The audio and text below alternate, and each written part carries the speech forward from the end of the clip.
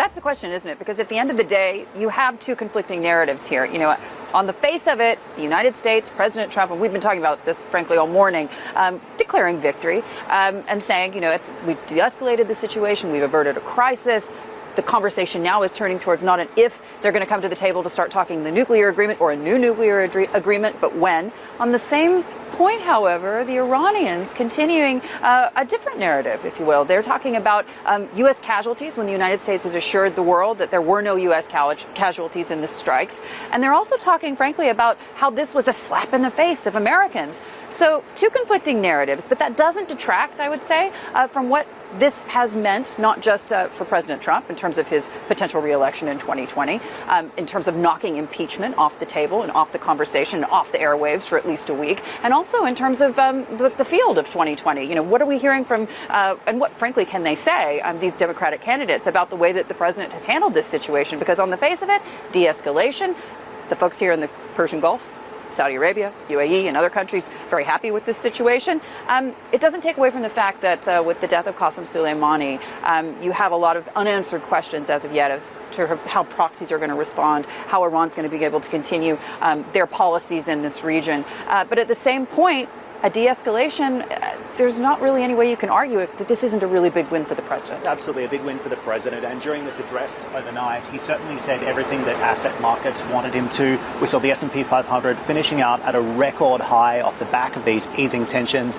On the one hand, President Donald Trump claiming victory here, deciding not to take further military action against Iran, but instead focusing in on his traditional playbook, which is hitting Iran with more sanctions. Now, the question that we've been asking this morning is exactly what else can be sanctioned in Iran at this point? Yes. Not that much. US Secretary of State Mike Pompeo already saying that about 90% of Iran's economy is already under heavy US sanctions, the so-called maximum pressure campaign that's been very effective in essentially bringing Iran's economy to its knees. Right now, we see inflation in Iran up at around 40%, the unemployment rate continuing to rise, and perhaps most interesting, demand for Iranian crude oil across Asia also showing signs of strain. We know China has been a big supporter of the regime when it comes to soaking up any of the crude that the country is actually able to export. Well, we're hearing now some fresh numbers coming out of China and Iran with regards to its overall exports to Asia. $12.8 billion worth of Iranian crude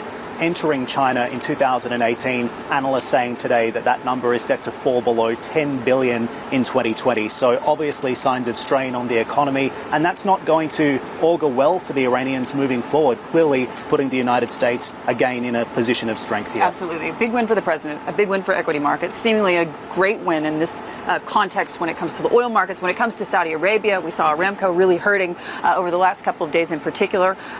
No doubt everybody talking about the length and frankly, the proximity of ADNOC facilities, Aramco facilities, every facility that has anything to do with oil and natural gas and petrochemicals in this part of the world in close proximity to Iranian missiles. That's what we understood from those Abqaiq attacks, right? And that's something that everybody here was worried about.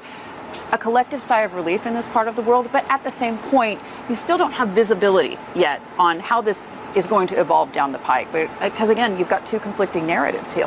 Absolutely. And what happens next is the big question.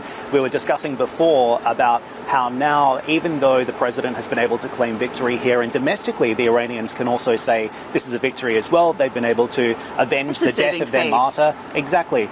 But the president still has this tin can around his leg coming into the election. The issue of Iran still largely unresolved, and other foreign policy headaches that he needs to deal with now as well, including North Korea and China, which is probably the most near-term risk as well. Absolutely. It's all about the optics, though, haven't we? Haven't we established that with this President yes. Trump? But let's listen in to how he played this in his press conference yesterday. U.S. armed forces are stronger than ever before. Our missiles are big, powerful, accurate, lethal, and fast. Under construction are many hypersonic missiles. The fact that we have this great military and equipment, however, does not mean we have to use it. We do not want to use it. American strength, both military and economic, is the best deterrent. The president basically underlying, we've got the biggest military, we've got the biggest missiles. He was quite keen to point that one out. Biggest military in the world.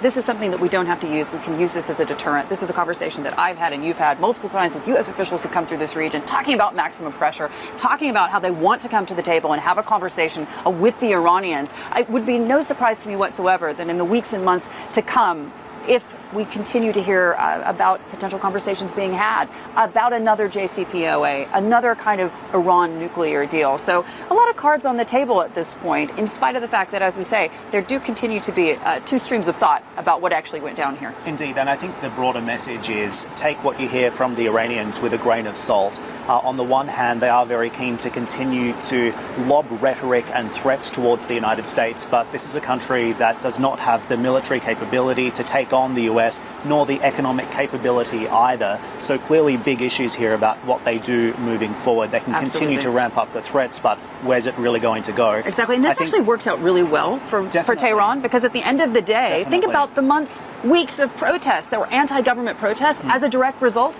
of the pain that was caused by maximum pressure. And so, frankly, win domestically, right? Definitely win domestically. And also, I think the other question is, are we going to see a meeting between Trump and Rouhani? Okay, sure, it's a wild card at this point. Maybe something to look out for in 2020 or 2021. But well, he said he is not talking to Javad Zarif, the foreign minister. But he likes those Kodak moments, right? He had a Kodak moment with the North Korean leader.